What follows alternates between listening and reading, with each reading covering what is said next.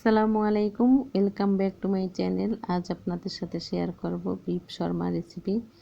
চলুন তাহলে দেখে নেওয়া যাক কীভাবে বিফ শর্মা রেসিপি বানানো যায়।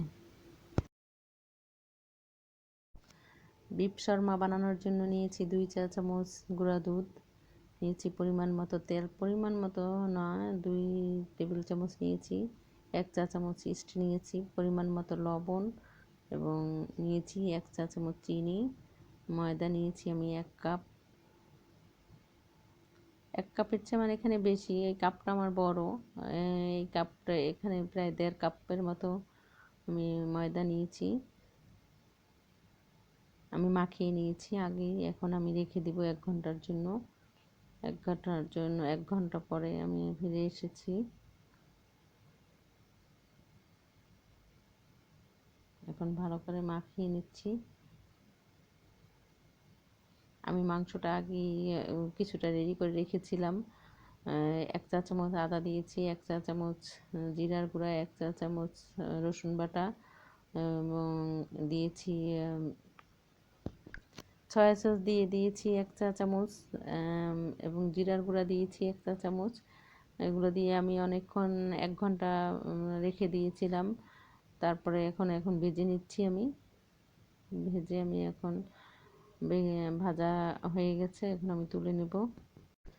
মেয়োনিজ নিয়ে নিচ্ছি আমি 3 টেবিল চামচ শর্মা সস তৈরি করার জন্য। মেয়োনিজের রেসিপিটা আমার ডেসক্রিপশন বক্সের লিঙ্কে দেওয়া আছে, আপনারা সেখান থেকে দেখে নেবেন। 3 টেবিল চামচই নিয়েছি আমি এখানে।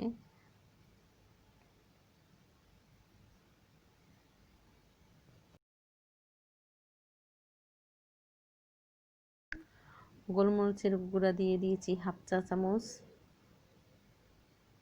লেবুর রস দিয়ে দিচ্ছি 1 চা চামচ,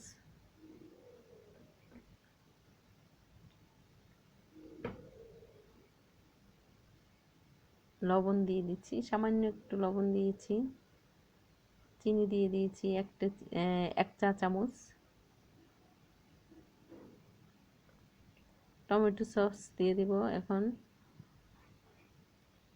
টমেটো সস দিয়ে দিচ্ছি আমি 2 চা চামচ, 2 টেবিল চামচ দিয়েছি আমি।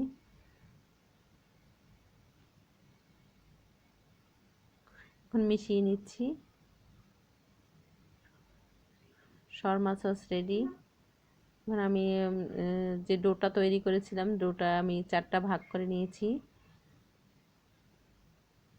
কিভাবে বানাতে হবে, এভাবে হাত দিয়ে বা দেখতে হবে আটাটা কতটা নরম হয়েছে। এই আটাটা এই ডোটা বেশি নরম করা যাবে না, এটা একদম রুটির মতো থাকবে।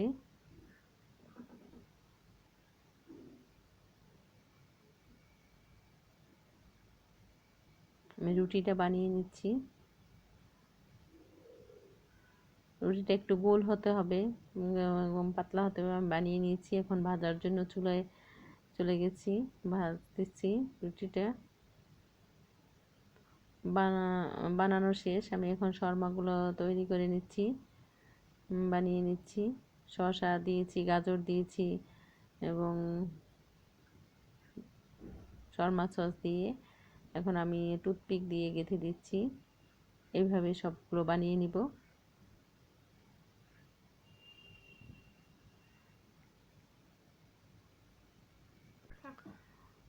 মাংসটা দিয়ে দিচ্ছি,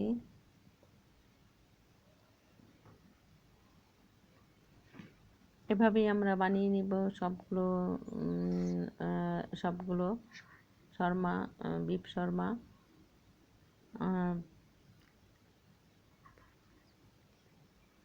আবারও দিয়ে দিচ্ছি শর্মা সস।